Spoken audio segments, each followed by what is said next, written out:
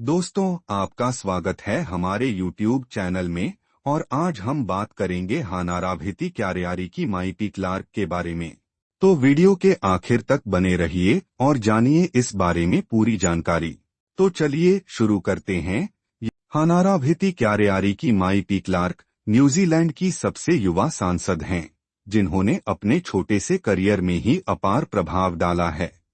2023 में हाना ने ते पाती माओरी पार्टी से न्यूजीलैंड की संसद में प्रवेश किया और तुरंत ही अपनी प्रभावशाली आवाज और माओरी संस्कृति के प्रति प्रतिबद्धता के लिए पहचान बनाई। 22 वर्ष की आयु में संसद में पहुंचने वाली हाना न केवल न्यूजीलैंड की युवा राजनीति का चेहरा बनी, बल्कि उन्होंने दुनिया भर में माओरी लोगों के अधिकारों की रक्षा के लिए भी एक मंच प्रदान किया। हाना का राजनीतिक जीवन उनके परिवार की सामाजिक और सांस्कृतिक धरोहर से प्रभावित है। उनके दादा दादी माओरी अधिकारों के कट्टर समर्थक रहे हैं और उनका परिवार माओरी संस्कृति और इतिहास के संरक्षण में सक्रिय है। हाना ने भी इस धरोहर को अपने राजनीतिक जीवन में पूरी तरह से आत्मसात किया है और माओरी भाषा, संस्कृति और उनकी संप्रभुता के लिए काम करने का संकल्प लिया है। हाना का जन्म 2002 में हुआ था और उनका पालन पोषण न्यूजीलैंड के हंटली में हुआ। उन्होंने ते भारेकुरा और आकाओमंगा से अपनी शिक्षा प्राप्त की और इसके साथ ही माओरी खगोलशास्त्र और कैलेंडर पर आधारित पुस्तक माहिना माहिना भी लिखी, जिसे उन्होंने 17 साल की उम्र में प्रकाशित किया। यह पुस्तक माओरी सौरमाहिक कैलेंडर के महत्व और उसे समझने के तरीके पर आधारित है। हाना ने अपने राजनीतिक जीवन की शुरुआत बहुत ही युवा आयु में की थी, जब वह ते पाती माओरी पार्टी में शामिल हुई।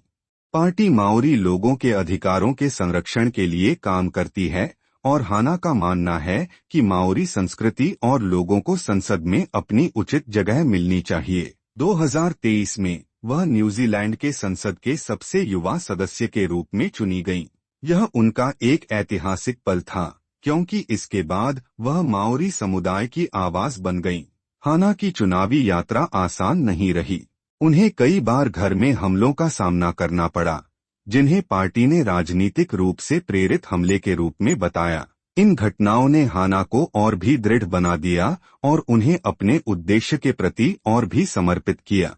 हाना ने संसद में अपनी उपस्थिति से कई बार हलचल मचाई। 2024 में उन्होंने एक विवादास्पद बिल के खिलाफ विरोध प्रदर्शन किया, जब उन्होंने उस बिल की एक प्रति को फाड़ दिया और माओरी युद्ध नृत्य हाका का प्रदर्शन किया। इस प्रदर्शन ने न केवल संसद में बवाल मचाया, बल्कि पूरी दुनिया में उनका नाम प्रसिद्ध कर दिया। हाना का यह कदम न केवल एक राजनीतिक विरोध था, बल्कि यह माओरी संस्कृति की शक्ति और गर्व का प्रतीक भी था।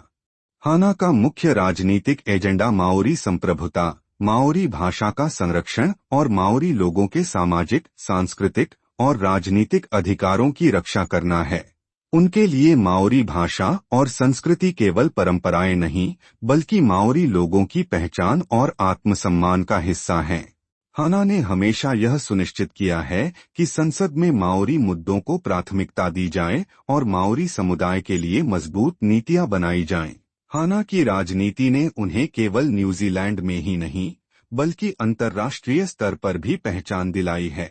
उन्होंने अपने भाषणों और प्रदर्शनों से यह साबित किया है कि वह सिर्फ युवा नेता नहीं हैं, बल्कि एक गंभीर और प्रतिबद्ध राजनीतिक कार्यकर्ता हैं। यह वीडियो खत्म होने वाला है, लेकिन अगर आपको हमारा कंटेंट पसंद आया हो तो वीडियो को लाइक और चैनल को सब्सक्राइब करना न भूलें।